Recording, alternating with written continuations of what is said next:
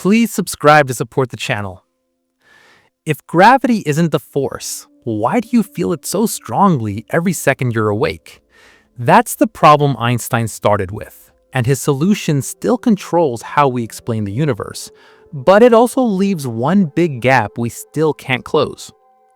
Start with the elevator idea, because it's the simplest way to show what Einstein noticed. You're inside a closed elevator. If the elevator is sitting on Earth, you feel your weight. If the elevator cable snaps and it falls, you float. Here's the key. Inside the falling elevator, if you do only local tests, drop objects, watch how things move, you can't tell whether you're falling in Earth's gravity or floating in deep space with no nearby mass. Locally, free fall cancels the feeling of gravity. That statement is the equivalence principle, and it's the starting point of general relativity. So why does gravity feel like a force when you're not falling? In Einstein's picture, the natural motion of an object is free fall. When you stand on the ground, you're not in free fall. The ground pushes upward on you and stops you from following the free fall path you would otherwise take. That upward push is what you experience as weight. So the force you feel is mainly the surface pushing on you, not gravity pulling you. Now, you might think, okay, nice idea, but doesn't match reality in precise measurements. The next part is about testing whether gravity treats different materials differently. If gravity's really part of space-time geometry, then the acceleration of falling should not depend on what something is made of. People test this with torsion balance experiments in the style of Earthwits. You put two objects made of different materials on opposite ends of a sensitive balance. If one material falls even slightly faster, the balance twists. Modern versions isolate many sources of error: temperature changes, vibrations, magnetic fields, electrical effects, and they look for a tiny twist that would reveal a difference. The result keeps coming back the same.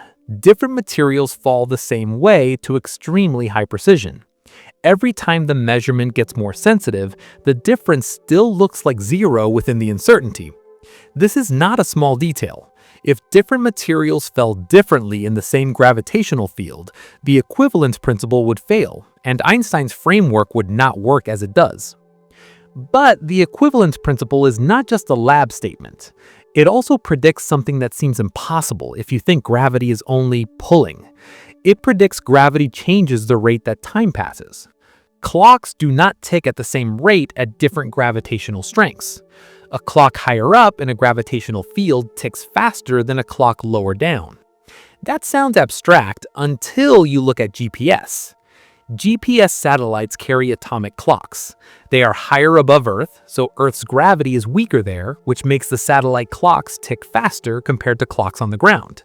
But the satellites are also moving fast, and motion slows clocks down due to special relativity. Both effects are real and must be included. The system applies these corrections, and if you didn't correct for them, GPS position errors would grow rapidly and become unusable. Now, the obvious question, is gravitational time change only something we infer from satellite systems, or can we measure it directly on Earth? We can measure it. One classic method is gravitational redshift. Light moving upward out of a gravitational field changes frequency. In simple terms, signals emitted deeper in a gravity field are measured at a slightly lower frequency when received higher up. This matches the idea that time runs at different rates at different heights, because frequency is basically ticks per second. If seconds are not the same at different heights, frequencies won't match. These measurements started with tower experiments that compared signals sent between different heights. Over time, the tools improved. Today's atomic clocks are so precise that changing a clock's height by a small amount changes its ticking rate enough to detect. This is a direct measurement. Raise a clock, it ticks faster. Lower it, it ticks slower. That is gravitational time dilation in a form you can measure in a building. So far, this sounds like a complete win for Einstein. The equivalence principle matches the elevator logic, it survives extremely sensitive tests, and it explains measurable time effects that modern technology depends on. So where's the problem? The problem is not that the equivalence principle has failed in experiments. The problem is that quantum physics makes it hard to see how the equivalence principle can be exact at all scales. In quantum mechanics, systems can be in different energy states, spread out in space, and behave in ways that don't match simple point-object thinking. Gravity couples to energy and mass in general relativity. Quantum systems have energy in discrete levels and can exist in combinations of states. That creates a tension. Does gravity treat different quantum states exactly the same way? Always, with no exceptions. General relativity says yes. Quantum theory gives many reasons to suspect the answer might be almost, but not perfectly. This is the crack in the foundation. The equivalence principle has been tested extremely well for classical objects and many kinds of matter, but we do not have a complete theory that merges quantum rules with space-time geometry. If tiny violations exist in some quantum regime, then gravity is not fully described by smooth space-time curvature, the way general relativity assumes. That would mean space-time has deeper structure, and Einstein's picture is an approximation that works extremely well at larger scales. Now here's the transition that matters. If the equivalence principle is the starting rule, and it's almost impossible to break in experiments, what other evidence shows space-time curvature is real in a way you can literally see?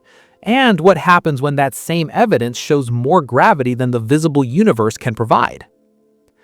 How can a galaxy you can barely resolve produce a near-perfect ring around it? Light has no rest mass, so why should gravity change its path at all? If gravity is curved space-time, then light should follow that curvature just like anything else follows the geometry. Gravitational lensing is where that idea becomes measurable in real images. Start with the cleanest case, an Einstein ring. You have a distant bright source, like a galaxy or a quasar. Between you and it sits another galaxy or a cluster. If the alignment is close to perfect, the lens bends the light from the background source into a circle around it. Sometimes it's a full ring. Often it's arcs that would become a ring with slightly better alignment. The geometry is strict. The ring size depends on the total mass doing most of the bending, and on the distances between you, the lens, and the source. And you can turn that into a number. In simple terms, a larger ring means the lens has more total mass inside the region that is doing most of the bending. You don't need the lens to be bright. You don't need to count its stars. You only need the bending geometry. That's why Einstein rings are used to measure the mass of galaxies and clusters without relying on how much light they emit. Here's the key point. The ring tells you the total bending power, which is basically the total mass in the lensing system. But the ring does not tell you what that mass is made of. Stars, gas, dust, black holes, something invisible. It all counts the same. An Einstein ring is a direct measurement of gravity's effect on light, and therefore a direct measurement of mass, including mass you cannot see. Now push it one step harder. What if the alignment isn't perfect? Then you don't get a full ring. You get arcs, stretched images, and sometimes multiple separate images of the same background object.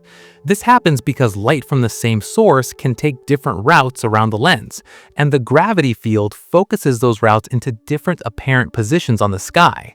In very massive clusters, you can see multiple copies of the same background galaxy, each copy distorted in a different way. This strong lensing is common in dense cluster cores, and it gives you more constraints to measure the lens mass. So what happens when you don't have one dramatic system, but you have millions of galaxies across the sky? Do you lose the signal and noise? No, that's weak lensing, and it's one of the main ways we map mass in the universe. Most lensing is subtle. Background galaxies don't turn into obvious arcs. They get slightly stretched and slightly skewed. Any single galaxy has its own true shape, so you can't look at one and say, that's lensing. But if you look at huge numbers, the random orientations average out, and a small, consistent stretching pattern remains. That pattern is called shear. From the shear field, surveys reconstruct maps of how mass is distributed, not where the light is, where the mass is. This is how we build dark matter maps over large areas, by measuring how gravity changes galaxy shapes statistically. It's hard in practice because you must control errors, camera distortions, atmosphere, image processing, and the fact that galaxies are naturally irregular. But the logic is direct. Gravity changes light paths, and those changes encode the mass distribution. Now here's the tension that keeps returning. If lensing is measuring mass directly, it also checks whether visible matter is enough. Often it isn't. So ask a sharper question. What if the lens isn't a big galaxy or a cluster? What if the lens is small and not bright? That's microlensing. If a compact object passes in front of a background star, its gravity focuses the starlight. You don't see a resolved ring because the angles are too small, but you do see the star brighten and then fade in a specific pattern as the alignment changes. The duration and shape of that brightening curve tell you about the lens mass and its motion along our line of sight. Microlensing has found planets because a planet around the lens star can add a short extra feature in the light curve. It has also revealed compact objects that emit little or no light. This is gravity used to detect objects that would otherwise be missed. And the stakes climb again. Lensing doesn't just change where an image appears, it changes when the light arrives. If a foreground galaxy produces multiple images of a quasar, those images come from different light paths through different parts of the gravitational field. The paths have different lengths, and gravity also changes the travel time. So when the quasar varies, quasars flicker, one image changes first, and the other images repeat the same change later. That delay can be days, weeks, or longer. This is time delay lensing. It matters because those delays give you a way to measure cosmic distances and the expansion rate of the universe. The delays depend on the geometry of the universe and the mass distribution in the lens. It's also a stress test because you must model the lens mass accurately, including matter you cannot see directly. And there's a real complication. Different mass distributions can sometimes fit similar image positions, so time delays help narrow down the correct model. So here's the unease that keeps returning. Lensing repeatedly says there is more gravity than visible matter can produce. Clusters bend light far more than their stars and hot gas can explain. Weak lensing maps show mass structure that does not match the distribution of light. Microlensing rules out some kinds of compact dark objects as the main explanation, but the mass gap remains. Time delay systems often require extra mass in models to fit both image positions and delays. So what is it? Is the universe filled with unseen matter that interacts mainly through gravity? Or is lensing showing that Einstein's link between matter and curvature is incomplete in some regime? Because lensing is hard to dismiss. It's geometry repeated across the sky, and it keeps pointing to the same issue. The gravity we measure does not match the matter we can account for with ordinary light-emitting stuff. And that leads to the next escalation. If time itself changes with gravity, and clocks can measure that directly, can clocks be turned into space-time sensors and see the same kind of mismatch at Earth's scale? Or do clocks lock Einstein's picture in even tighter? If you move a clock up by a small height and it starts ticking faster, what exactly changed? The gears didn't change, the battery didn't change, the atoms inside the clock didn't get better, only the gravitational field changed. That's the point where relativity stops sounding like a strange theory and starts sounding like a measurement problem you can do in the real world. Take two identical atomic clocks. Keep one on a lower floor, move the other to a higher floor. Compare them carefully using a stable link. The higher clock runs faster. This is gravitational time dilation. In weaker gravity, time passes faster. It is not an opinion and not a thought experiment. It shows up as a frequency difference between the clocks, because an atomic clock is basically counting how often an atom produces a very precise tick of electromagnetic radiation. If the rate of time changes, the rate of ticking changes. And it gets more direct. Modern clocks are precise enough that the difference shows up for height changes on the scale of meters, sometimes even smaller depending on the clock and the measurement setup. The effect is small, but it is consistent and it matches the numbers general relativity predicts. So here's the next question. Is gravity the only thing that changes clock rates, or can motion do it too, in a way that you can measure in the lab? Motion does it. Special relativity says moving clocks run slower compared to clocks at rest in the same frame. Again, this isn't abstract. You can measure it with clocks on fast airplanes, with particles and accelerators, and with precision lab setups. The important point is that there are two separate causes of time dilation that both exist at once in real systems: speed-based time dilation from special relativity and gravity-based time dilation from general relativity. In many technologies, both effects matter at the same time. GPS is the clearest example, but it's not the only one. Any system that uses high-precision timing across different speeds and different gravitational potentials has to account for both. If you want to translate it into normal language, the rate at which time passes depends on how fast you move and how deep you are in a gravity field. If you ignore either when it matters, your timing drifts, and in many systems, that drift becomes a real operational failure. Now push the idea forward. If clocks respond to gravity so directly, can clocks be used as gravity detectors? Yes, and this is where it turns from weird effect into measurement tool. The method is called chronogeodesy. The basic idea is simple. The gravitational potential at a location affects clock rates. If you compare two clocks very precisely, the difference in their tick rates tells you the difference in gravitational potential between their locations. That means you can map aspects of Earth's gravity field by comparing clocks. This is not the same as measuring height with a ruler. It is measuring something closer to the shape of Earth's gravity field, including variations due to mountains, underground density differences, and the fact that Earth is not a perfect sphere. In geodesy, people care about the geoid, which is like a reference surface connected to gravity and sea level. Clocks give another way to detect differences in that gravitational landscape. In principle, with enough precision and stable links, clocks can become sensors for changes in gravity, including changes that might come from mass redistribution, like groundwater changes or ice loss. The challenge is making the comparison stable and portable enough for field use, but the physics works. So now you've got a situation that should make you uneasy. Time is not just what clocks measure. Clocks are responding to the geometry of spacetime. That means time is part of the environment, not a separate background. Which leads to a bigger problem that most people don't notice at first. If time depends on position and motion, what does right now even mean? Relativity says there is no single universal now that everyone shares. Two observers moving relative to each other can disagree about whether two distant events happened at the same time. That's not because of bad communication signals or human confusion. It's built into how space-time is structured. Simultaneity becomes local. You can define now in your immediate region, but extending that definition across large distances depends on your frame of motion and the gravitational field. In everyday life, the differences are too small to matter, so it feels like there is one shared present.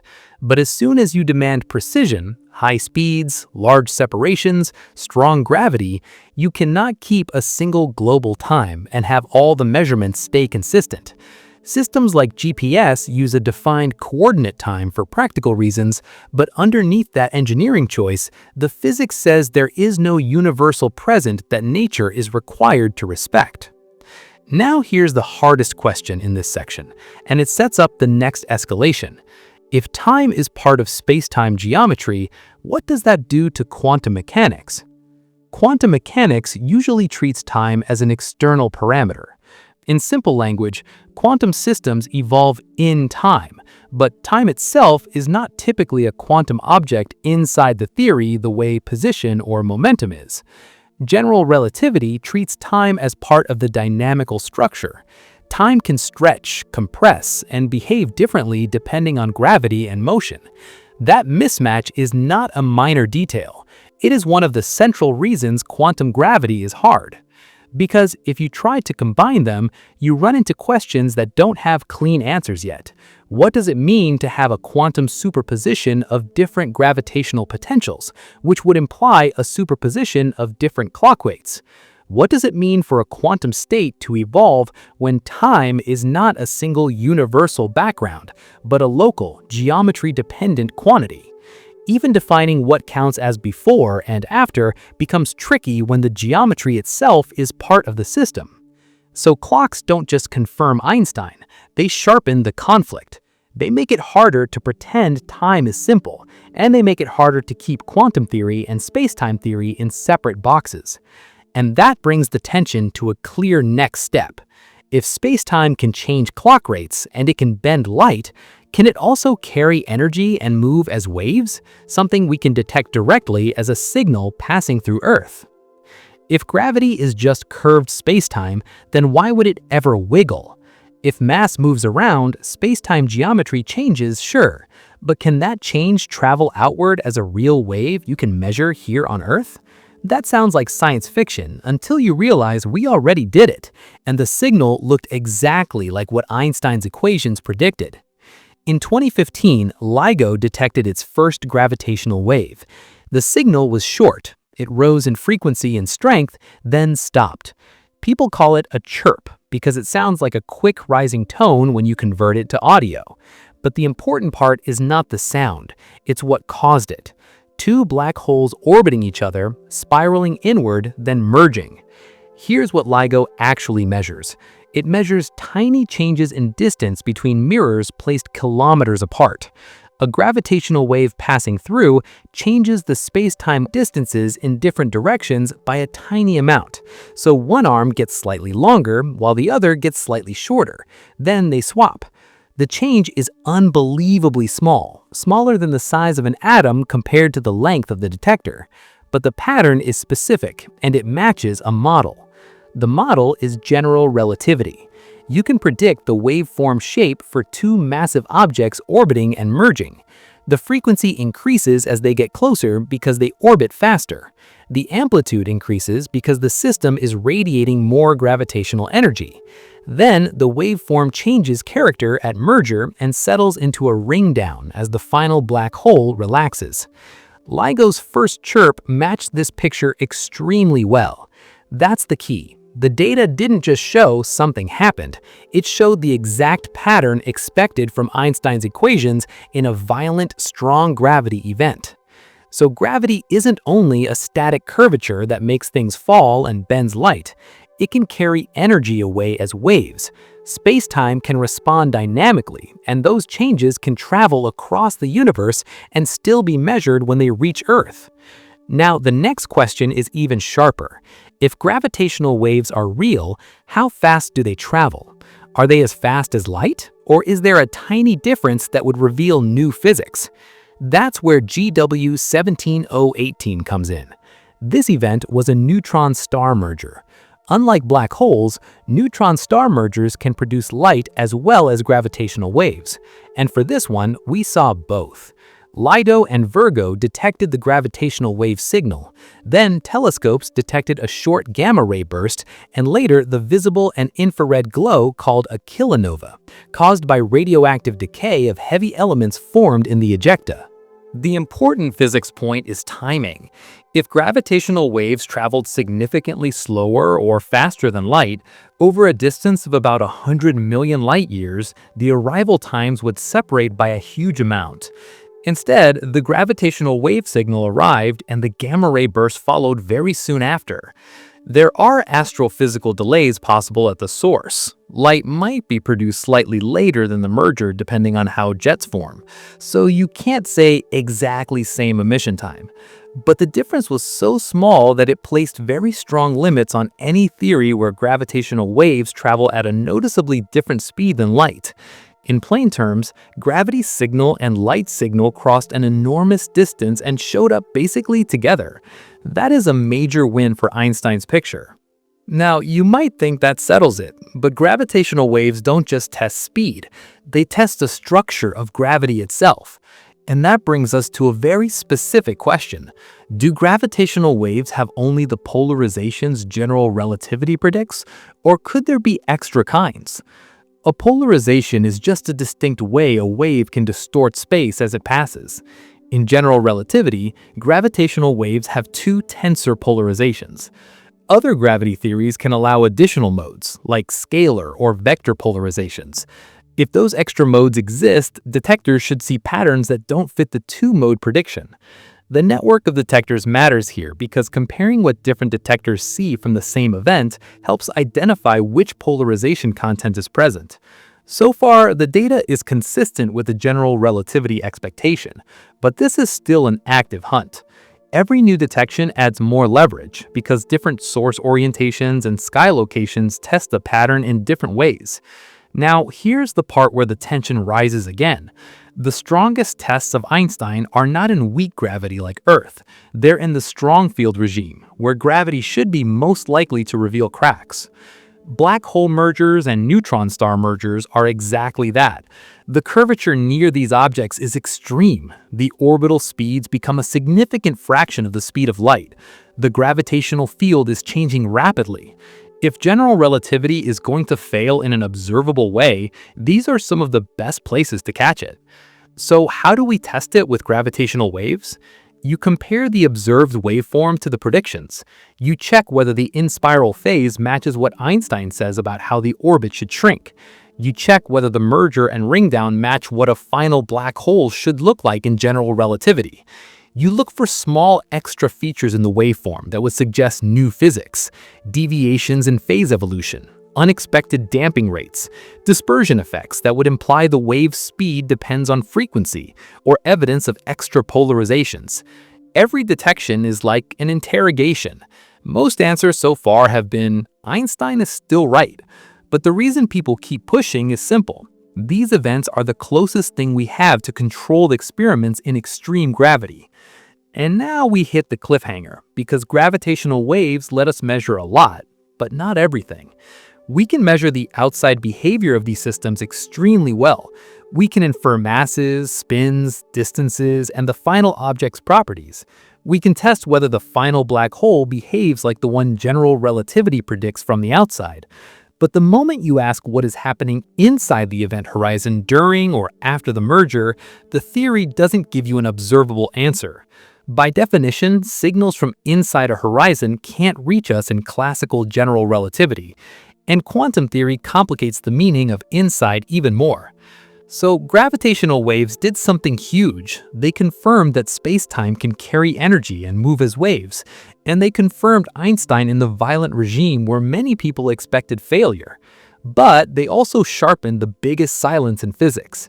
Black holes look simple from the outside, and completely mysterious when you ask what's inside. And that leads to the next tension point.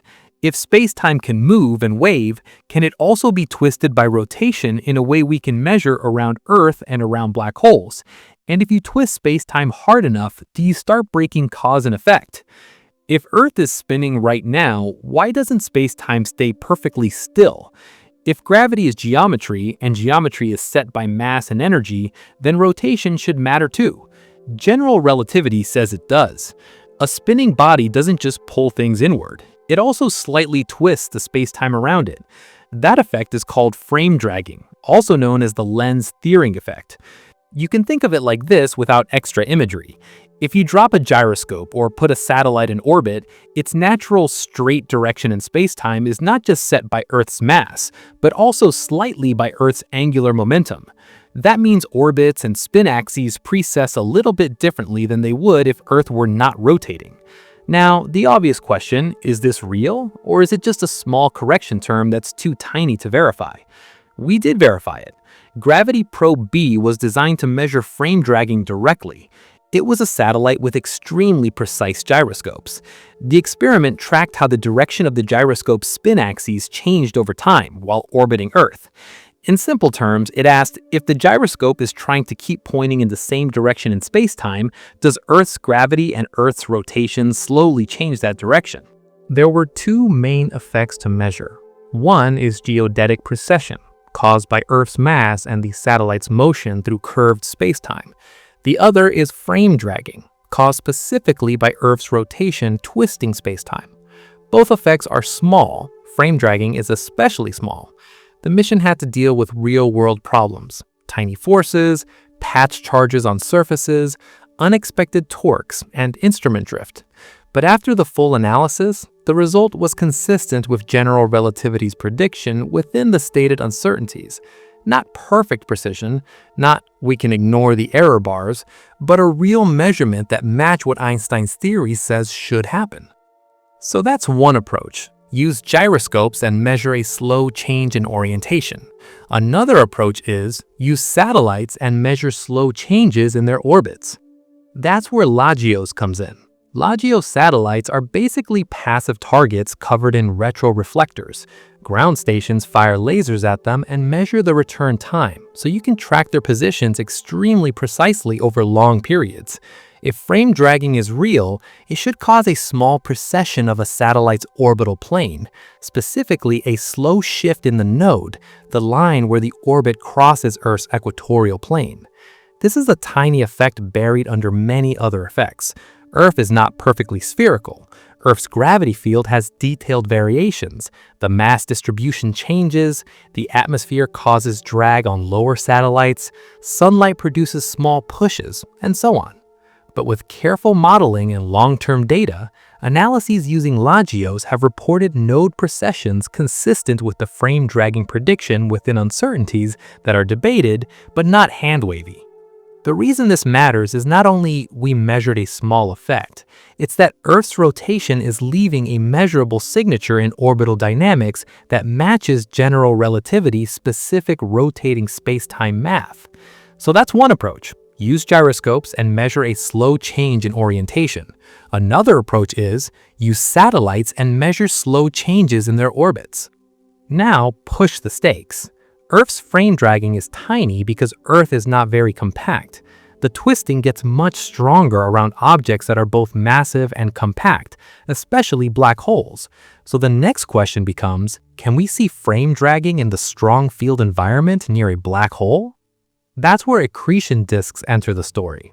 Gas falling toward a black hole forms a disk.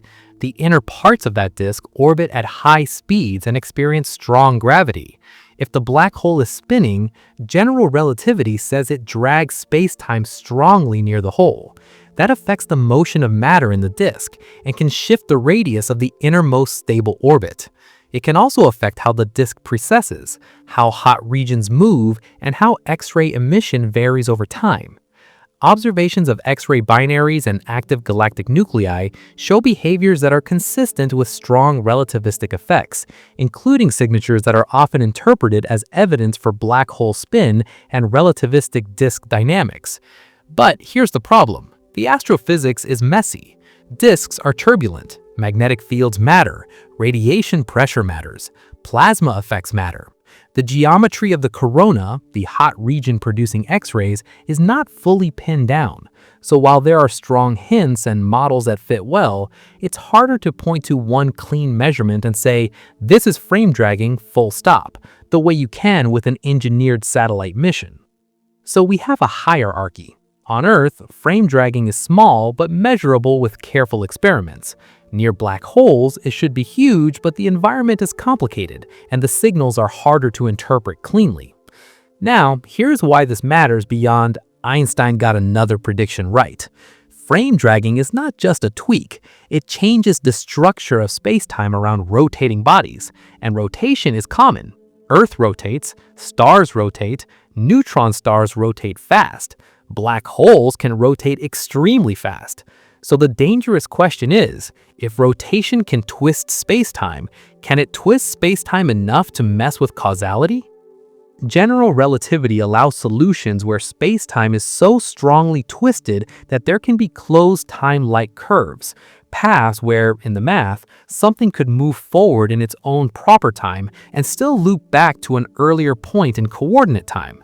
That's the formal time loop issue. Most of the famous setups require extreme conditions, enormous rotating cylinders, specific global cosmologies, exotic matter, or engineered wormholes. But frame dragging is the core mechanism behind why rotation is even connected to these possibilities in the equations. And that's the tension. We can measure small space-time twisting around Earth, and we have strong reasons to believe twisting is extreme near fast-spinning black holes. The math says twisting is the ingredient that can threaten the normal idea of cause coming before effect. So the next question is unavoidable. What do black holes actually look like when you include extreme light bending and spin? Can we image that geometry directly? And does the image match the clean edge-horizon picture Einstein gives? If black holes are real, why don't we just see them? They don't emit light, but they should still leave a clear mark on light around them. General relativity predicts a very specific effect, a dark central region surrounded by a bright ring-like structure from bent light. For a long time, that sounded untestable. Then, the Event Horizon Telescope did it. The EHT is not one telescope. It's a network of radio telescopes around Earth working together using a technique called very long baseline interferometry. In simple terms, by combining signals from far-apart dishes and synchronizing them with atomic clocks, you get the resolving power of an Earth-sized instrument. That's what you need because black holes are small on the sky, even when they are huge in mass. In 2019, the EHT released the image of the black hole in galaxy M87, usually called M87. In 2022, it released the image for Sagittarius A, the black hole at the center of our own Milky Way. In both cases, the images show a bright ring-like feature with a dark center region that is consistent with the shadow prediction.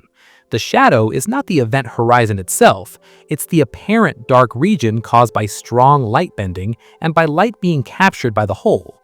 General relativity predicts the size of that shadow mainly depends on the black hole's mass and distance, and the observed sizes line up broadly with what we expect given other measurements of those systems. So the shadow exists in real data. That's not a small win. It is direct visual evidence that light is being bent extremely strongly in the way curved spacetime predicts. Now, here's the next question. Why is there a ring? What is actually producing that ring-like structure? The ring comes from hot plasma around the black hole emitting radiolight. That light travels through a region where gravity is so strong that many possible paths get bent towards us. Some photons travel on paths that swing around the black hole before escaping. Near the black hole, there's a region where light can orbit at certain radii in unstable paths. Unstable here means they don't stay there forever. Small deviations cause them to either fall in or escape. But the key is that light can loop partially around the hole and still reach the telescope. That produces enhanced brightness around a ring-shaped region.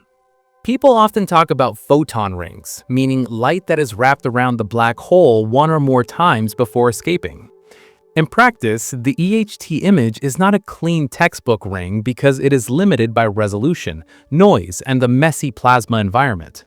But the underlying idea is clear. Strong gravity creates a set of allowed light paths that pile up visually near a ring-like boundary. That's why the image looks like a bright ring around darkness. So far, so good. But then the hard part arrives. Black holes can spin, and spin changes the spacetime structure near the hole. That should affect what we see. So why is measuring spin so difficult? Spin affects the shape and brightness pattern in several ways. It changes the location of key orbital radii, including the innermost stable orbit for matter in the disk. It changes how strongly spacetime is dragged around the hole. It can shift where emission is strongest because material on the side rotating toward us appears brighter due to relativistic beaming, while the opposite side looks dimmer. In principle, the ring asymmetry and the detailed brightness distribution contain spin information. In practice, extracting spin cleanly is hard because the image depends on both gravity and astrophysics. You need to know what the plasma is doing: density, temperature, magnetic fields, turbulence, how the emission is produced, and how it changes with time. Sagittarius A makes this worse because it varies quickly. The source changes during the observing run. M87 is more stable, but it has a powerful jet and complicated magnetized flow. So while spin leaves fingerprints, the plasma is a major source of uncertainty. You can fit models, and some fits favor certain spin ranges and orientations, but you don't get a simple spin value the way you get a simple shadow size. Now here's the next tension point. The biggest question about black holes is whether they truly have an event horizon, meaning a one-way boundary. If there were a physical surface instead, matter would hit it and produce different signatures. So, do observations favor a horizon or a surface? So far, observations strongly favor horizon-like behavior. Here's the basic logic. If you had a hard surface just outside where the horizon would be, infalling gas would crash into it, heat up, and radiate. That would produce extra emission compared to a true horizon, where matter can disappear from view without a final impact flash. For many black hole candidates, especially in systems where we can estimate how much matter is falling in, the observed emission is too low to be consistent with a solid surface that has to radiate away the infall energy efficiently. That pushes the interpretation toward there is no surface, meaning the object behaves like it has an event horizon. Also, gravitational wave observations of mergers so far match the expectation for black holes without obvious extra features that some horizonless alternatives might produce. That doesn't prove horizons exist in the deepest sense, but it adds to the picture. These objects behave like general relativity black holes from the outside. So we have images that match the light-bending prediction and broader observations that favor horizon-like behavior. It sounds like the story is basically finished. But it isn't. Here's the dread part stated plainly. General relativity gives a clean horizon. Quantum theory makes that cleanliness suspicious. In general relativity, the horizon is just geometry. Nothing special has to happen there locally for a falling observer. In quantum physics, horizons are tied to temperature and entropy through black hole thermodynamics, and to Hawking radiation through quantum fields and curved spacetime. And once you take quantum mechanics seriously, you run into a major conflict. If black holes evaporate and information must be preserved, the horizon cannot remain a simple, featureless boundary forever. Something has to give. Either quantum mechanics breaks, or the geometry picture is incomplete, or what the horizon is changes at a deep level. So the EHT images are not the end of the black hole story. They're the beginning of a more uncomfortable one. We can see the edge behavior. We can check that light bends like Einstein says. But the moment you ask what the horizon really means when quantum rules apply, the clean picture starts to break. And that sets up the next escalation. If horizons exist and the equations are right, they also predict singularities, places where space-time itself stops being well-defined. So the next question is direct. Does Einstein's theory predict its own breakdown inside black holes? And do we have any way to test it without going inside? If general relativity is supposed to be our best theory of spacetime, why does it predict places where spacetime ends? Not we don't know what happens, but it means the math says there is no further path. That's what a singularity is in the serious GR meaning, not just infinite density as a slogan, but spacetime becoming incomplete. These Penrose-Hawking singularity theorems are the reason this isn't just a weird special case idea. They show that under broad, fairly general conditions, GR predicts geodesic incompleteness. A geodesic is the path a free-falling object follows when nothing is pushing it. Incompleteness means there exists free-fall paths that cannot be extended any further in time, even though the traveler's own proper time can be finite. In simple terms, an object can fall along a perfectly normal path, and then the path just ends. No after. That's not a normal kind of failure. It's the theory telling you that the space-time description breaks down. These theorems don't say a point of infinite density definitely exists as a physical object. They say something more basic and more worrying. If you accept GR and you accept certain reasonable conditions like gravity being attractive and matter behaving in a non-exotic way, then collapse in black holes lead to boundaries of spacetime where the theory stops being able to describe what happens next. Now here's the next question. If singularities are real in the math, do we ever have to deal with them in the observable universe, or are they always hidden? That is the cosmic censorship idea. Roughly, maybe nature always hides singularities behind event horizons, so no external observer ever sees the breakdown directly. If cosmic censorship is true, then the outside universe stays predictable. You can do physics outside the horizon without needing to know the singularity details, because the horizon blocks any influence from the singularity region. But Cosmic censorship is not a proven law. It's a hypothesis. There are partial results, special cases, and lots of evidence that many realistic collapses do form horizons, but there is no complete general proof that naked singularities can never form. And that matters, because predictability in GR depends on not exposing the breakdown. If a singularity were visible, then the theory can stop giving unique outcomes for what happens outside, because a singularity can behave like an undefined boundary condition.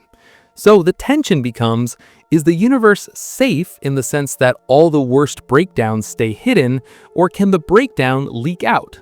Before jumping to black holes, there's a more accessible testing ground: neutron stars. Neutron stars are not singularities, but they are extreme objects where the physics is already near the edge of what we can model. A neutron star can have a mass comparable to the Sun packed into a sphere about the size of a city. That means gravity is strong, densities are enormous, and the matter is in a state we cannot reproduce fully on Earth. These objects test two things at once: gravity in a strong regime and nuclear physics at ultra-high density. You can measure neutron star masses, radii constraints, spin rates, and tidal deformability in mergers. Every one of these measurements helps tell us whether our models of matter and gravity hold up. Why call them almost singularities? Not because they are close to infinite density, but because they push the same direction. They are compact enough that relativistic effects are large and the interior state of matter is uncertain. If the matter equation of state is too soft, meaning it compresses too easily, a neutron star of a given mass can't support itself and collapses into a black hole. So neutron stars mark the boundary between objects that can resist gravity and objects that collapse into horizons and then into singularities in the GR description. Now, raise the stakes again. Black hole mergers are not just violent events. They're controlled tests of what the final spacetime should look like. After two black holes merge, the remnant should settle into a very specific kind of black hole in general relativity, a Kerr black hole, defined only by mass and spin. That's the no-hair expectation in practical form. Once it settles, there shouldn't be extra independent features. The settling process is the ring down. The gravitational wave signal after merger has a set of characteristic frequencies and damping times, like a struck bell. Those tones depend on the remnant's space-time geometry, so ring-down measurements are used to test whether the remnant looks like Kerr. If you see extra tones that don't match or damping that's inconsistent, it could mean the remnant is not a standard black hole, or it could mean new physics, or it could mean the modeling is wrong. Right now, the ring-down measurements are broadly consistent with the Kerr picture, but the data is still improving, and this is one of the main places people look for deviations. So where would naked weirdness show up? It would show up as a failure of the horizon and Kerr story. If a merger created an object without a proper horizon or created a transient state where the outside geometry didn't settle the way Kerr predicts, you might see anomalies in the ring-down. People also look for hints like late-time echoes, but those are not confirmed and are sensitive to noise and analysis choices. The point is, gravitational waves let us test the outside geometry of the most extreme compact objects we can observe, without seeing inside.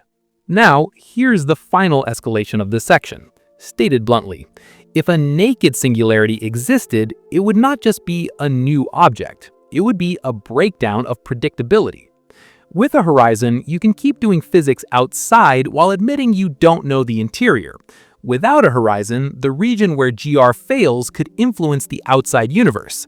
That's what makes it a physics jailbreak. It would mean our usual cause and effect rules could become unstable, because the equations would no longer guarantee a unique future from known initial conditions. Even if causality isn't literally violated, the theory would lose the ability to make definite predictions in some situations.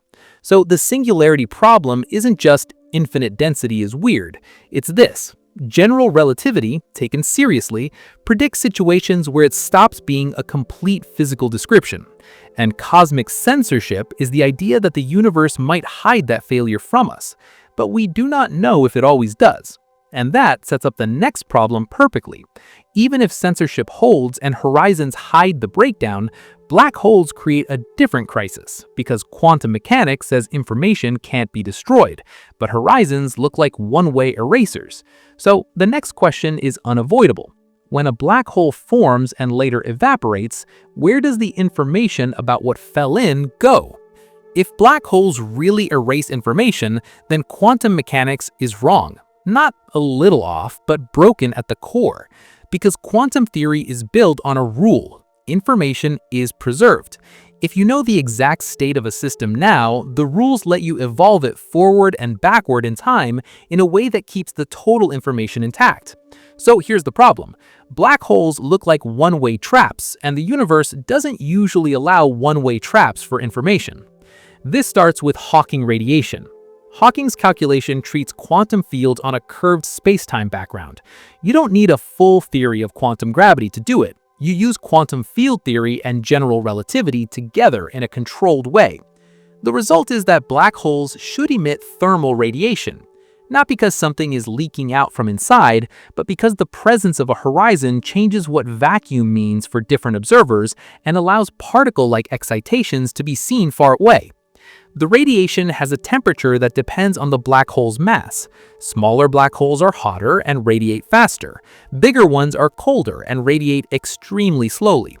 For astrophysical black holes, the temperature is so low that the radiation is basically unobservable compared to the cosmic microwave background and other surrounding effects. But conceptually, it is huge. If a black hole emits radiation, it loses energy, and that means it can shrink. Given enough time, it can evaporate away. Now, here's the paradox in one sentence. If the black hole eventually disappears, where does the information about what fell in go? In Hawking's original result, the radiation is thermal. Thermal radiation looks random. It carries energy, but not the detailed information about the things that formed the black hole.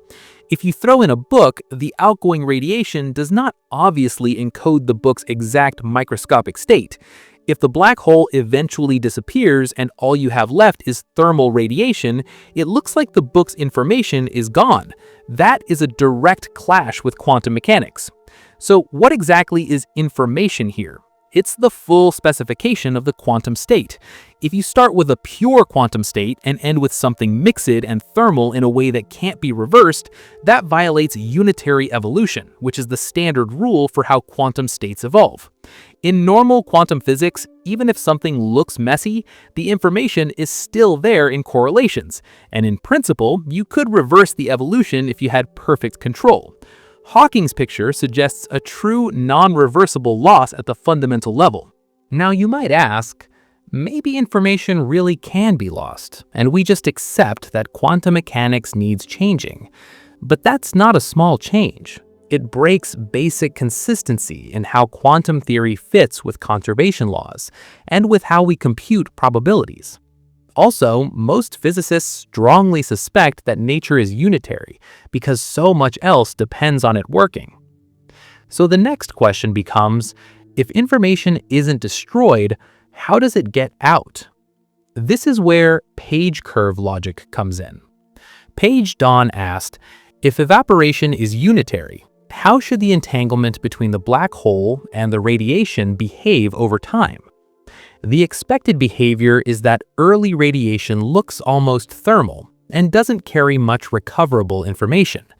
But after the black hole has radiated away about half of its entropy, around the Page time, the pattern must change. The later radiation must become more correlated in a way that gradually releases the information. By the end, the full radiation state should contain the information in subtle correlations, even if locally it still looks nearly thermal. Modern theoretical tools, especially in holography and semi-classical gravity with new techniques, have produced results that match this kind of Page curve behavior in certain models. The headline version is, the math now has ways to recover an information-preserving curve for evaporation in toy settings where we can compute. But here's the problem that keeps it from being case closed. We cannot watch real black holes evaporate. A stellar mass black hole takes a time far longer than the age of the universe to evaporate by Hawking radiation alone. So we can't just point a telescope and see the page curve unfold. For the black holes we observe, Hawking radiation is not an operational signal we can track. So you get a strange situation. The paradox is driven by theory. The proposed resolutions are mostly theoretical, and direct astrophysical tests are limited. Which leads to the next question people keep trying anyway. Can mergers reveal anything about horizons that connects to the paradox? Some searches look for echoes after gravitational wave events. The basic idea is, if the object doesn't have a perfectly absorbing horizon, but instead has some kind of reflective or semi-reflective structure very close to where the horizon would be, then gravitational waves might bounce and produce delayed repeating features after the main ringdown. That would be a sign that the near-horizon region is not the smooth, nothing special here surface general relativity suggests. But this is speculative, and it's controversial. The signals would be weak, hard to separate from detector noise, and easy to confuse with analysis choices. So far, there is no confirmed detection of echoes. What these searches really show is the pressure of the paradox. People are trying to find any observational handle on, is the horizon exactly what GR says, or is there extra structure? Ringdown tests also matter. If the final object behaves exactly like a Kerr black hole, the ringdown should match a very specific spectrum. Deviations could hint at new structure. But again, current results are broadly consistent with GR, and the constraints are improving slowly as detectors get more sensitive. Now, here's why this is a space-time story and not just a quantum story.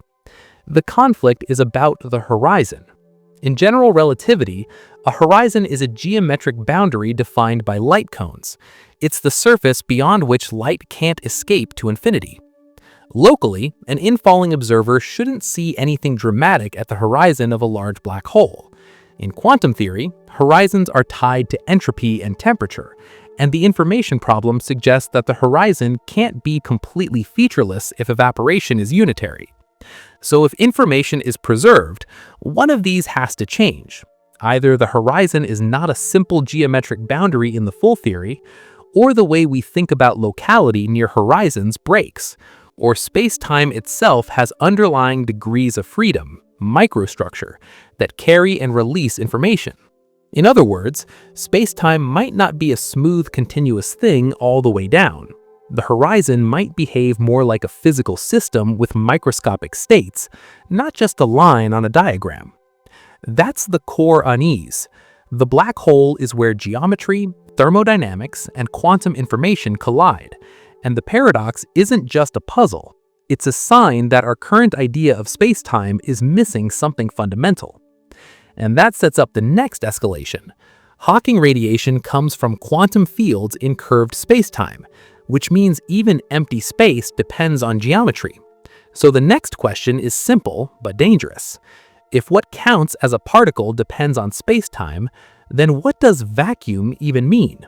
And if particles are supposed to be real things, why would different observers disagree on how many particles exist in the same region of space?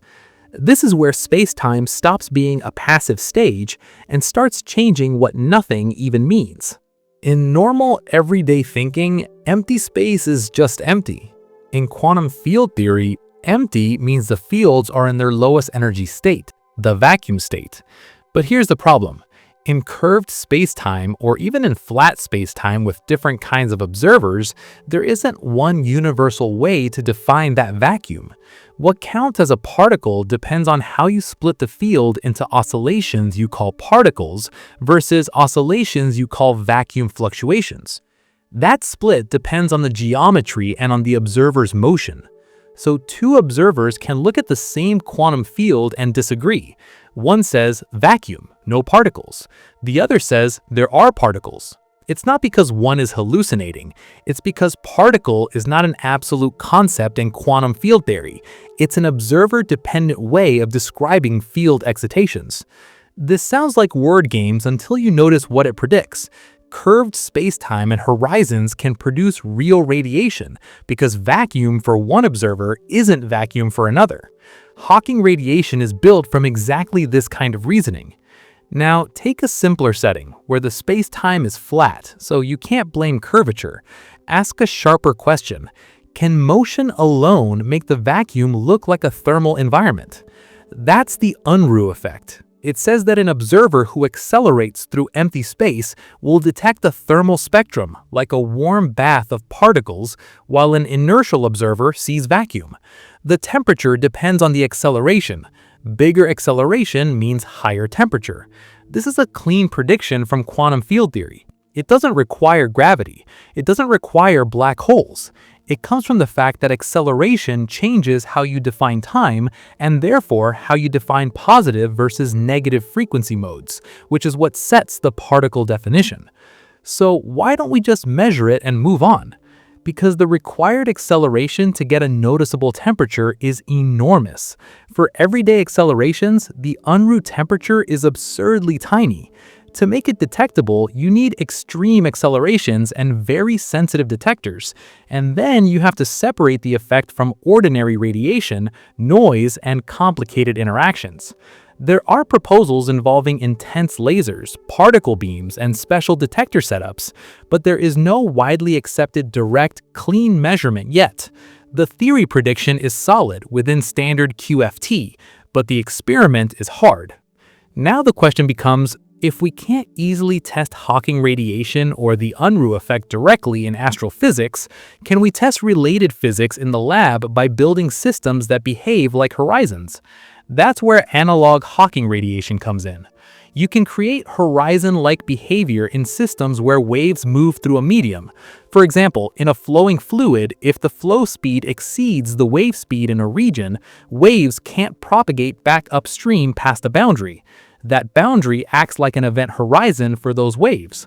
Similar ideas exist in optics, where changes in refractive index can create horizon-like conditions for light in the medium. In these analog systems, experiments have reported Hawking-like spectra, a thermal-looking distribution of excitations associated with the horizon.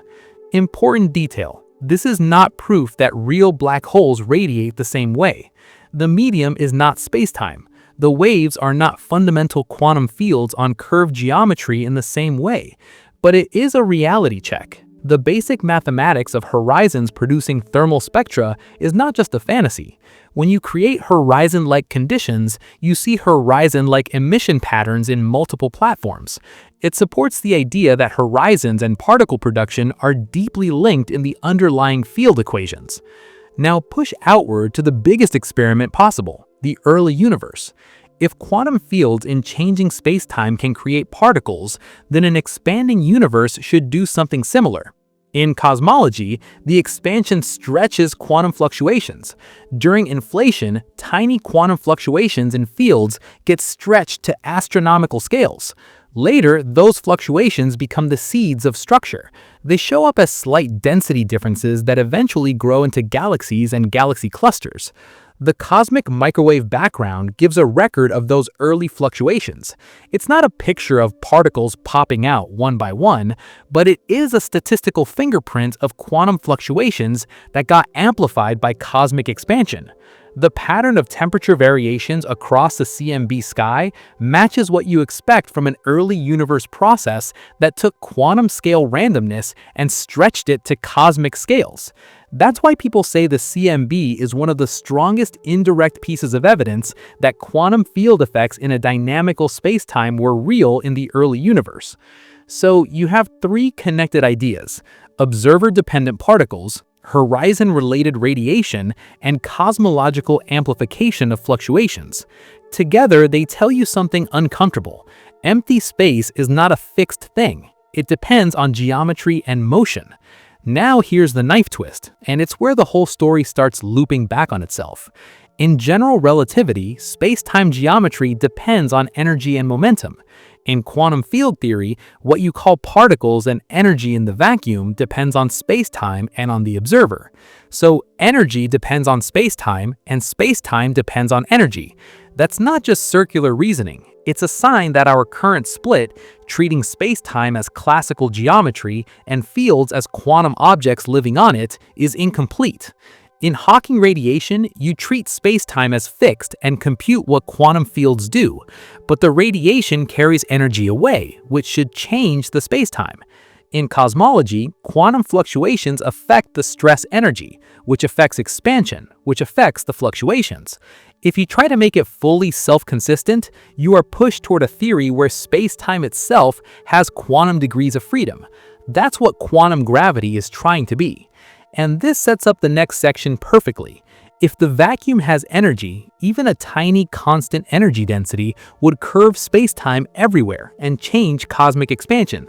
Observations say the expansion is accelerating, like space itself has a built-in energy. That points straight at the cosmological constant and the most embarrassing mismatch between theory and observation in all of physics. How can the universe be expanding faster and faster if gravity is supposed to slow it down? If you only follow the basic idea matter attracts matter, you expect expansion to decelerate over time, but the data says the opposite. And that forces one uncomfortable possibility. Empty space itself may be affecting spacetime. This hit hard with Type 1a supernovae. These explosions are useful because after you correct how bright they fade, they act like a standard candle. You can estimate distance from how bright they look. Astronomers measured supernovae so far away that you're seeing them billions of years in the past. If the universe was slowing down, those distant supernovae would sit at predictable brightness levels for their redshifts. Instead, many were dimmer than expected, meaning they were farther away than a decelerating universe would predict.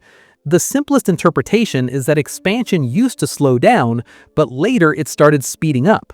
So the obvious pushback is maybe the supernova method has problems. Dust could dim light. Supernovae could change over cosmic time.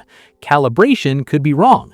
So the next question is, can you check acceleration without relying on supernova brightness at all? Yes, and this is where it gets serious.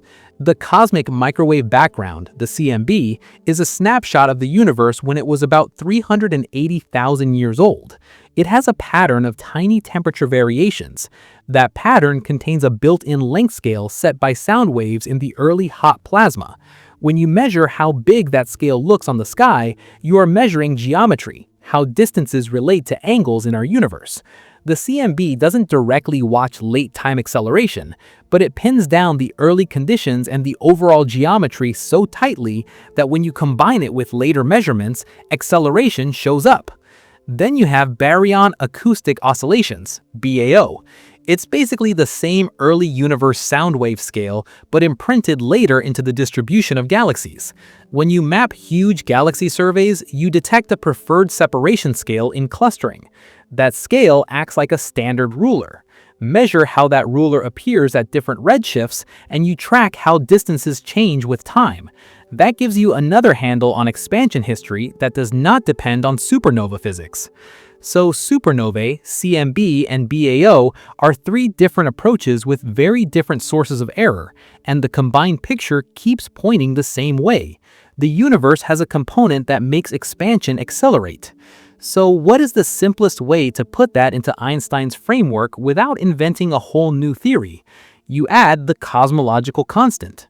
Einstein originally introduced it because he wanted a static universe. Later, when expansion was discovered, it looked like a mistake, but modern data brought the term back for a different reason. It fits acceleration extremely well. In plain language, a cosmological constant behaves like a constant energy density of empty space. The key word is constant. Matter density drops as the universe expands because the same mass is spread through more volume. Radiation drops even faster because it spreads out and loses energy as its wavelength stretches. But a constant vacuum-like energy density does not dilute like that. If the density stays the same while space grows, then the total amount of that energy in a large region grows as the region's volume grows. If you want it without equations, normal matter pulls inward and fights expansion. A cosmological constant drives an outward acceleration because its effect does not fade away as the universe gets bigger. So far, it sounds like a neat one-number fix, and observationally, the constant model works very well across a lot of data. But now comes the part that is not neat at all. It's the worst mismatch between theory and observation we have. Quantum field theory says the vacuum is not truly empty. Even in the lowest energy state, fields have fluctuations. If you try to compute the vacuum energy in the most straightforward way, adding up contributions from quantum modes, you get a huge value. Huge here doesn't mean off by a factor of 2, it means larger than the observed dark energy density by an absurd number of powers of 10. The exact count depends on how you do the estimate, but the core point is stable. The naive vacuum energy prediction is catastrophically too large. But observationally, the effective vacuum energy driving acceleration is extremely small. Not zero, but tiny. So you're trapped between two facts. The universe behaves like it has a small cosmological constant, and our basic quantum calculation wants that constant to be enormous. Something is missing. What could be missing? Maybe there's a cancellation mechanism we don't understand, where huge positive and negative contributions almost perfectly cancel and leave a small leftover. Maybe the cosmological constant is not literally vacuum energy, but something else that looks similar in cosmic expansion. Maybe gravity couples to vacuum energy differently than we think. Or maybe our whole split, classical space-time plus quantum fields living on it, breaks down in a way that changes the answer. And the stakes are not academic. That tiny number controls the long-term fate of the universe. It shapes the distance rules we use to interpret deep sky observations. It affects when structures form and how quickly expansion stretches them apart. It is a property of spacetime that we currently treat as a fitted parameter because we don't know its origin. So here's the blunt conclusion. We can describe acceleration with one constant, but we do not understand why that constant is so small and not exactly zero. If we don't understand why empty space has almost no gravitational weight, we don't fully understand why spacetime has the expansion history it has. And now the tension spikes again, because there's a newer crack that might be connected. Measure today's expansion rate using the nearby universe and you get one number, infer it from the early universe using the CMB and you get another answer. They are both based on serious data, both have been checked for years, and they still don't line up cleanly. That mismatch is the Hubble tension, and it's not a small argument about details. It's a direct conflict about the history of space-time expansion. Start with the local method, because it's the most direct. You build a distance ladder. Step 1 is measuring distances to nearby stars using parallax, basically geometric triangulation as Earth moves around the sun. That calibrates Cepheid variables. Cepheids are stars that pulse with a period that tells you their true luminosity. If you know how bright they really are and how bright they look, you get distance. Then you find galaxies that host both Cepheids and Type 1a supernovae. That lets you calibrate the true brightness of Type 1a supernovae. After that, you use Type 1a supernovae much farther away to measure distances deep into space, and you pair those distances with redshift, which tells you how much the universe has expanded since the light was emitted. Put it all together and you infer the current expansion rate, the Hubble constant, which is how fast distance increases per unit distance today. This local ladder is not one single measurement, it's a chain. That's why people attack it. Any link can introduce bias. Are the Cepheids affected by dust? Are there hidden population differences? Are there calibration issues with instruments? Are supernovae truly consistent after corrections? Are there selection effects where you preferentially detect brighter objects? This whole method lives and dies on careful control of systematics, meaning errors that don't average away by taking more data. Now here's the next question. If the local method is complicated, why trust it at all? Because it's repeatedly cross-checked and improved, and because it uses multiple independent calibrations beyond Cepheids.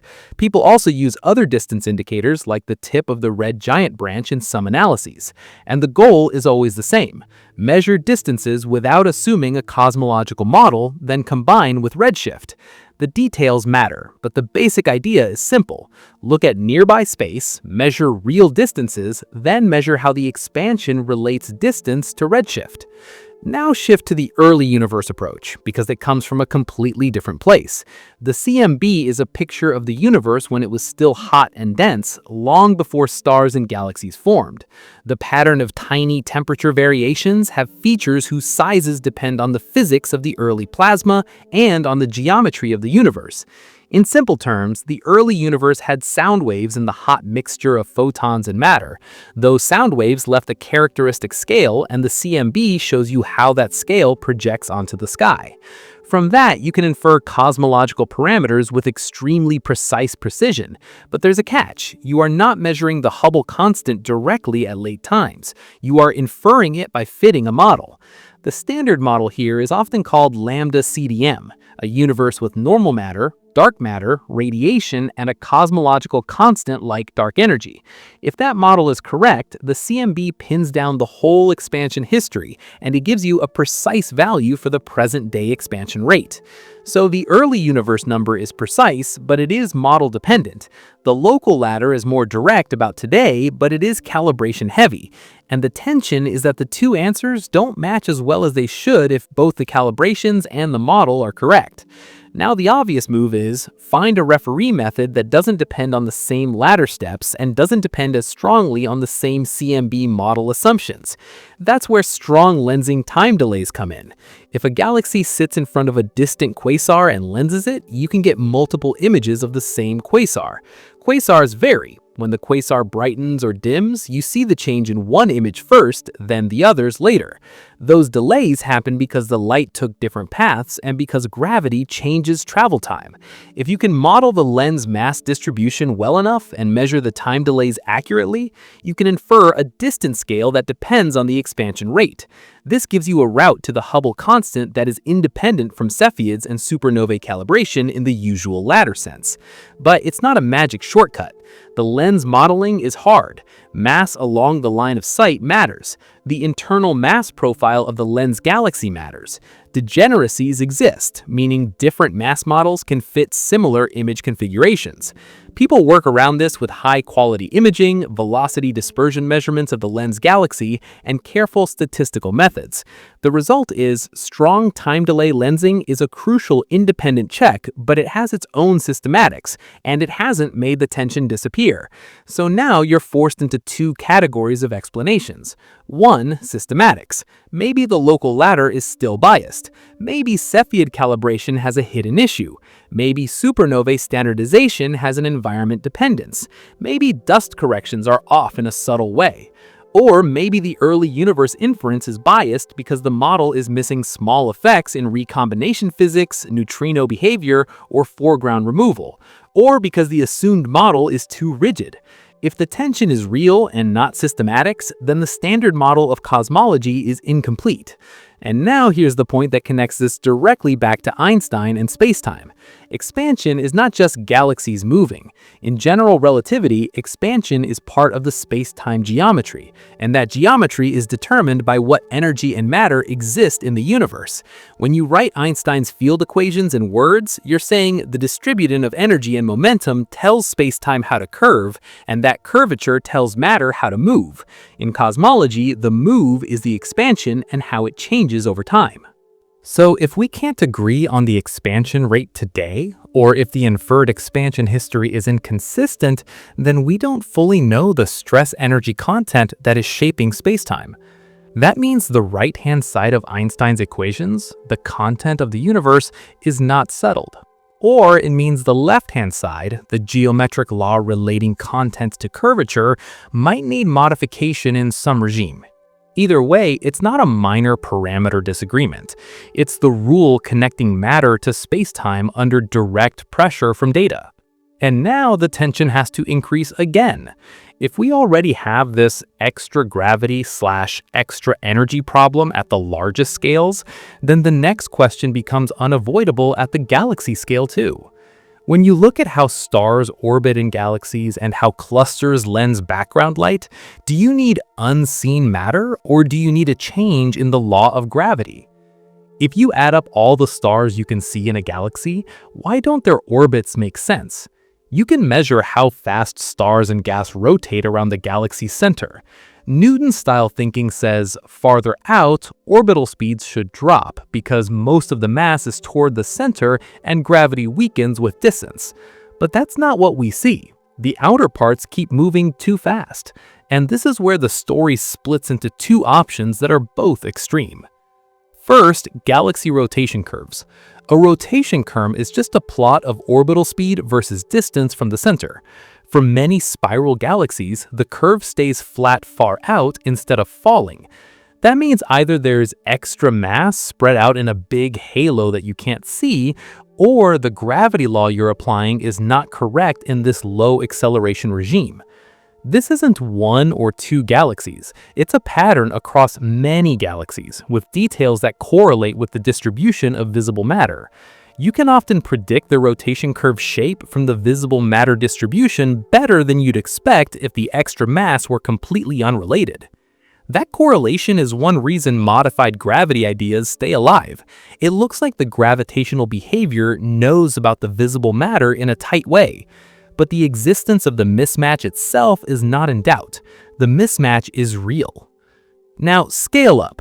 Galaxies live in clusters. Clusters contain galaxies, hot gas that shines in X-rays, and whatever else is there. If you weigh clusters by looking at how galaxies move inside them and by looking at gravitational lensing, you again find more gravity than the visible matter can explain. Lensing is especially important because it does not care about the state of the matter. It measures the gravitational effect on light. Many clusters show lensing maps that imply much more mass than the stars plus hot gas provide. So the question gets sharper. Is this extra gravity just unseen matter everywhere? Or is space-time behaving differently than Einstein's equations say when accelerations are small? Now bring in the bullet cluster style argument, because it's one of the clearest separation cases. In some collisions, you have two kinds of mass tracers.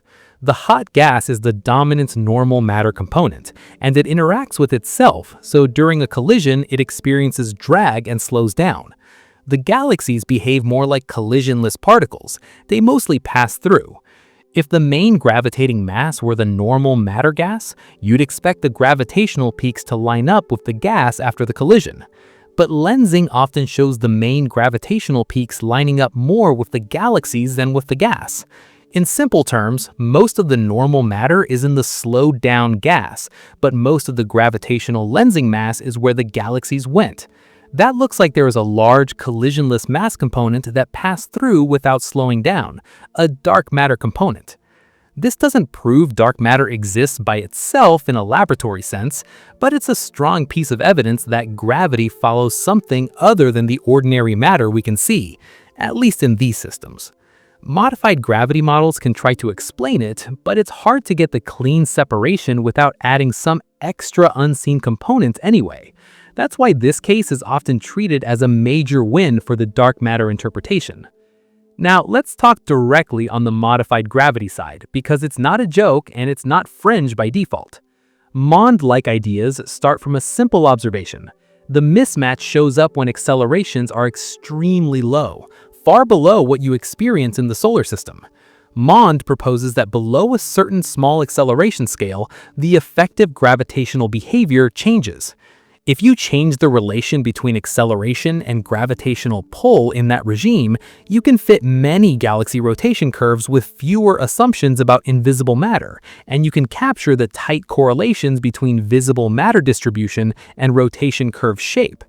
That's why Mond is attractive. It turns the problem from there's an invisible halo with adjustable properties to gravity behaves differently when acceleration is tiny, and it can reproduce a lot of galaxy-scale regularities. But then the problems hit at cluster and cosmological scales. Clusters still tend to need extra mass even with Mond-like modifications. Large-scale structure formation and the CMB are also hard constraints. The early universe has a very specific pattern in the CMB, which is naturally explained if there is a non-baryonic dark matter component helping structure grow and shaping the acoustic peaks. Modified gravity can be tuned, and there are relativistic versions designed to match more data, but they often end up needing extra ingredients that behave a lot like dark matter anyway, just under a different name. So you get a messy but clear picture. Dark matter explains clusters and cosmology well, and also fits galaxies when you choose halo models carefully, but it doesn't automatically explain the tight galaxy-scale correlations without additional understanding of galaxy formation. Modified gravity explains many galaxy regularities cleanly, but struggles in clusters and cosmology unless it adds something extra. So here's the escalator stated plainly. Either the universe is full of unseen matter that interacts weakly with light and normal matter but strongly through gravity, or the relationship between matter and space-time curvature in Einstein's framework is incomplete in the low acceleration regime. And it might not be either or in a simple way. It could be that dark matter exists and gravity also has subtle modifications, or that what we call dark matter is an emergent effect of deeper space-time physics. But either way, the stakes are the same. If the mass budget of the universe is dominated by something we can't directly detect, then our picture of what matter is remains incomplete. And if gravity changes form at low acceleration, then general relativity is not the final rule connecting matter to geometry. And now the tension ramps again. If spacetime could be incomplete at singularities, if horizons might have microstructure, and if gravity at large scales might be hiding new ingredients, then the next question is unavoidable at the smallest scale too. Does spacetime stay smooth all the way down, or does it break into some kind of quantum structure at the Planck scale? And if it does, why don't we see it in high-energy astrophysics? If spacetime is made of something discrete at the smallest scale, why does it look perfectly smooth when we test it with the most extreme signals in the universe? That's the Planck-scale problem in one line. A lot of quantum gravity ideas suggest spacetime might have a smallest grain or microstructure. But every time we look for obvious signs, nature keeps acting like spacetime is continuous and relativistic rules stay intact. Start with Lorentz invariance.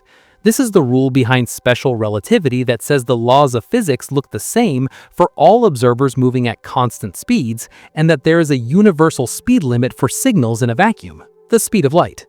Many spacetime is grainy ideas risk breaking Lorentz invariance.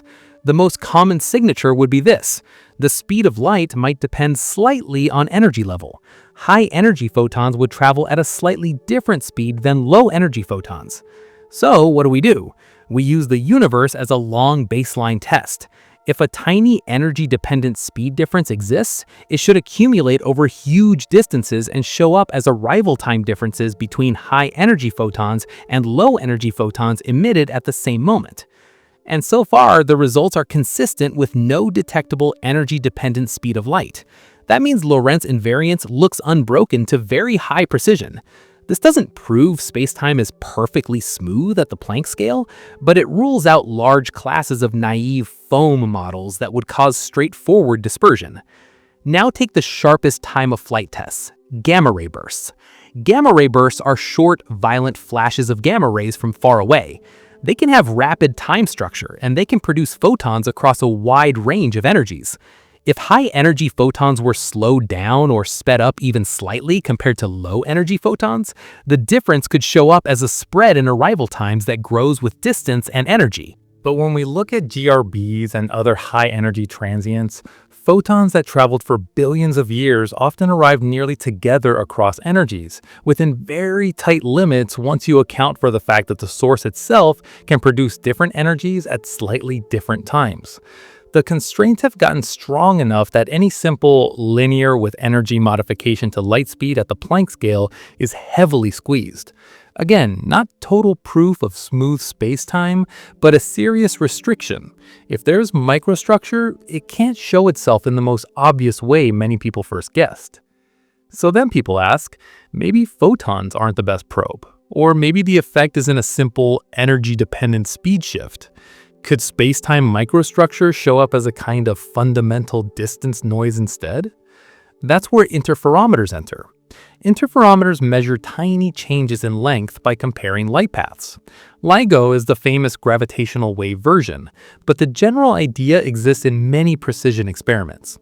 Some proposals suggest Planck-scale physics might introduce a tiny, irreducible jitter in measured distances, sometimes called holographic noise or spacetime noise, depending on the model. If that existed at an accessible level, ultra-precise interferometers might see an extra noise component that can't be explained by standard sources. People have seriously tried to look for this kind of thing because it would be a direct experimental handle on space-time microstructure. But so far, there's nothing conclusive. Either the noise isn't there, or it's far smaller than current instruments can detect, or the models that predicted detectable levels were wrong in their assumptions about how Planck-scale effects translate into macroscopic measurements. Now you hit the central practical problem, the signature problem. Quantum gravity is not one theory, it's a whole category of approaches. Different kinds of string theory models, loop quantum gravity ideas, causal set approaches, emergent gravity ideas, effective field theory approaches, and more. Many of these can be adjusted so they do not obviously contradict existing data, and that's partly because Planck-scale effects are expected to be extremely small at accessible energies. If your new physics only becomes big at the Planck energy scale, then it's easy for it to hide from current experiments. So the hardest part is not building a theory that avoids immediate contradiction. The hardest part is finding a unique, unavoidable prediction that differs from standard physics and is testable with real instruments. A good quantum gravity scar would be something specific you can't tune away, and that shows up in a particular type of observation, a distinct polarization effect, a specific non-random pattern in arrival times, a particular kind of deviation in gravitational wave propagation, a definite imprint in early universe statistics, something like that. Right now, we have constraints, not a clear positive detection. That means the space of viable theories is still large, and the data is mostly telling us what quantum gravity is not rather than what it is. Now here's the dread that follows from the whole discussion. If space-time has atoms, if geometry is emergence from underlying degrees of freedom, then Einstein's smooth space-time is not fundamental. It's a low-resolution description, like fluid dynamics is a low-resolution description of molecules. That would explain why general relativity works so well in all the regimes we've tested, because it's the large-scale average behavior. But it would also mean that when we push to horizons, singularities, and the earliest moments of the universe, we are hitting the edge of the approximation. And here's the uncomfortable link back to everything we've covered. Black hole horizons acting like thermodynamic objects, information not being allowed to die, vacuum energy behaving wrong by a ridiculous amount, and maybe extra gravity showing up as dark matter or dark energy. These all look like different problems, but they all smell like space-time is not as simple as a smooth 4D geometry. So the question that naturally follows is dangerous. If general relativity can allow weird global solutions, and if quantum effects might restrict them, does the universe allow time loops at all? Or does it enforce a rule that prevents them, even if the equations say they're allowed? If the equations of general relativity allow time loops, does that mean time travel is physically possible? Or does it mean the equations are too permissive? This is not a movie question, it's a real physics question about what space-time can do and what the universe will actually allow. General relativity is a set of geometric rules. If you give it a space-time geometry that satisfies the equations, it accepts it. And there are solutions where the geometry contains closed time-like curves. A time-like curve is a path that always moves forward in your own proper time, meaning it's a physically allowed world line for something with mass. Closed means it loops back to the same space-time event. If that exists, then in the math, an object could follow a path that returns to its own past. There are famous examples. Gödel's universe is a cosmological solution with global rotation that permits closed time-like curves. There are also solutions involving infinitely long rotating cylinders, where outside the cylinder, space-time can be twisted enough to allow time loops. Important detail, these solutions are not describing ordinary astrophysical situations. They are highly idealized, and they often require extreme or unrealistic conditions. But they exist, and their existence is enough to force the question, is causality something that can be violated in principle? Or is there an additional rule that prevents these solutions from forming in nature? Now the next step is where physics starts pushing back. energy conditions. In general relativity, energy conditions are assumptions about what kinds of matter and energy are physically reasonable. In simple language, they're constraints like energy density should be non-negative, and energy should not flow faster than light in weird ways. They are not guaranteed laws, but they are used in many theorems because normal classical matter tends to satisfy them. Many time machine constructions require exotic stress energy that violates these energy conditions, especially the need for negative energy density in some frame. Negative energy density means that, relative to an observer, the local energy looks less than the vacuum level. That's not something you can get from ordinary matter like gas, plasma, or stars. So why do these energy conditions matter? Because they are the point where mathematically allowed can get separated from physically buildable.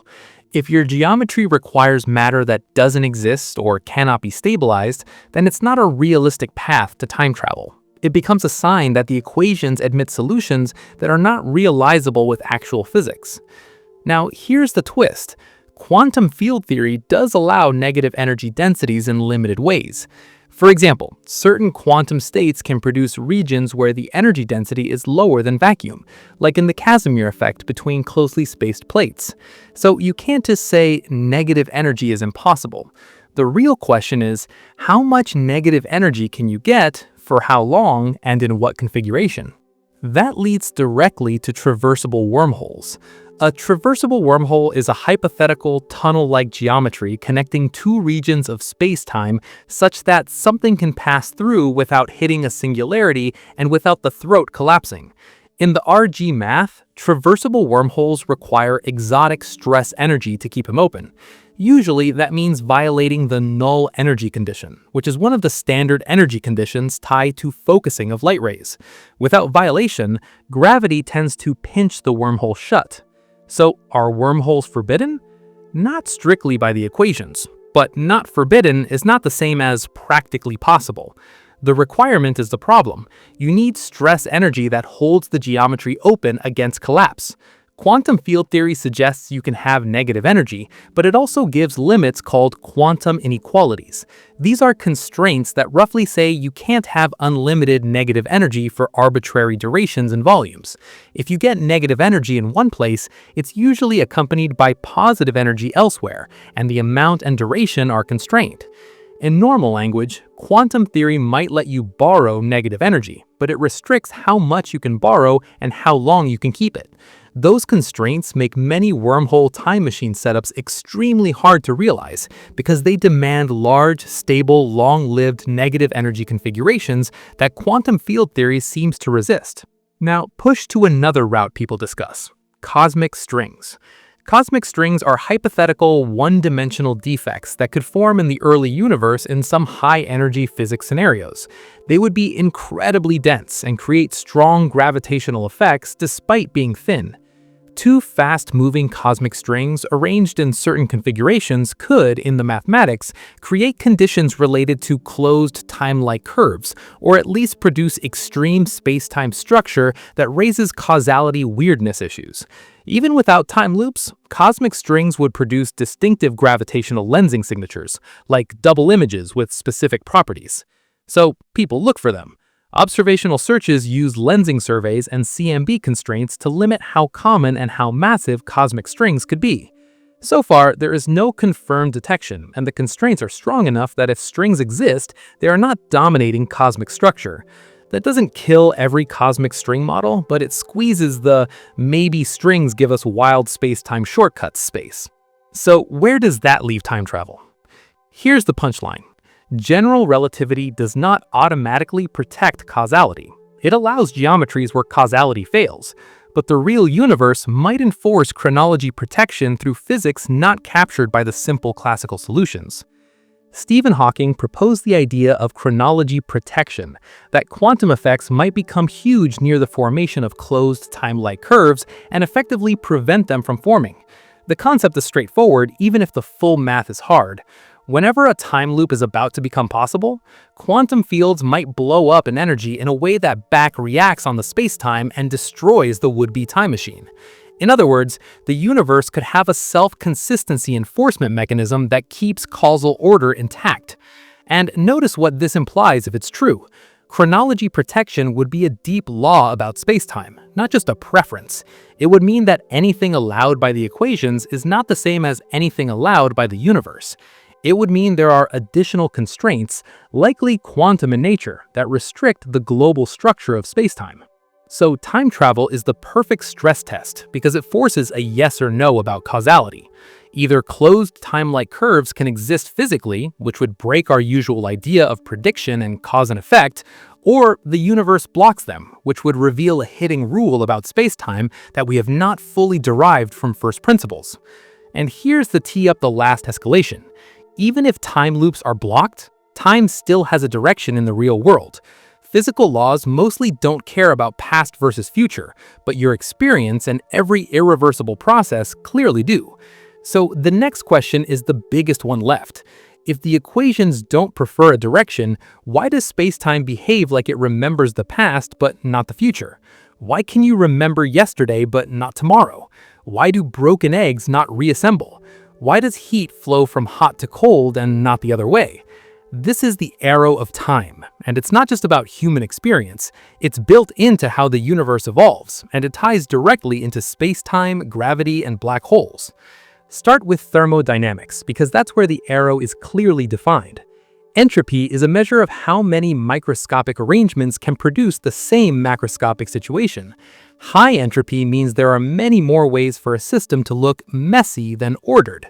The second law of thermodynamics says that in an isolated system, entropy tends to increase, not because it is impossible to go down, but because it is overwhelmingly unlikely for the system to spontaneously move into a much more ordered state by random microscopic motion. And here's the critical point. Most fundamental equations in classical mechanics, electromagnetism, and even quantum mechanics don't force a preferred direction of time the way the second law does. If you reverse the motion of particles perfectly, the equations still work. But in the real world, you never have perfect control of every microscopic detail, and the universe started in a state where entropy could increase. That's why your whole life depends on asymmetry. You can build machines because energy gradients exist. You can think because your brain runs chemical processes that release heat. You can store information because you can create ordered patterns by increasing entropy elsewhere. Every one of these relies on the second law giving time a direction. Now, the next question is, where does gravity fit into this? Because gravity does something that seems opposite to disorder increases. Gravity makes things clump. It pulls matter together into stars and galaxies. It creates structure. That looks like increasing order, not increasing entropy. But that's a trap. Gravitational systems behave differently from gases in a box. When matter spreads out uniformly under gravity, that state can actually be low entropy. Why? Because there are many more gravitational configurations where matter is clumped into complex structures than configurations where it is perfectly smooth. Gravity can turn a nearly uniform distribution into a highly structured universe, and that process increases overall entropy even though it looks like order at the scale of galaxies. This idea is often described as gravitational entropy. It's not as clean as entropy for a simple gas, but the core direction is clear. As gravity drives structure formation, the universe moves into states that are more probable given gravity's degrees of freedom. And the most extreme clumped objects are black holes, which bring us to the sharpest link between gravity, spacetime, and entropy. Black hole thermodynamics says black holes have entropy, and it's huge. The entropy is proportional to the area of the event horizon, not the volume, the area. That is already strange because it suggests the information content associated with a region is tied to its boundary, not its interior. But the key arrow of time point is this. If you throw matter into a black hole, the horizon area typically increases, and the total entropy increases. It behaves like a thermodynamic system. Black holes also have temperature. Hawking radiation implies black holes emit thermal radiation, meaning they have a temperature and can exchange heat with the environment. So space-time itself, through the existence of horizons, acts like something that can have entropy and temperature. This is not an optional interpretation. The area-entropy connection and the temperature are required for consistency with the laws of thermodynamics when black holes interact with matter and radiation. If black holes didn't have entropy, you could violate the second law by dumping entropy into a black hole and making it disappear. The fact that the horizon area behaves like entropy is what protects the second law. So now, the arrow of time is no longer just particles and heat, it's tied to geometry. Horizons behave like thermodynamic objects. The growth of horizon area is an entropy increase. The link between horizon area and entropy is also a link between geometry and information, which loops right back into the information paradox we talked about earlier. Now, the next question is the one that really hurts. If time's arrow comes from the universe starting in an extremely special low entropy state, then the deepest why is not answered by Einstein's equations. Einstein's field equations tell you how space-time evolves given what matter and energy are doing. They don't tell you why the universe started in that particular state instead of a more generic high entropy state.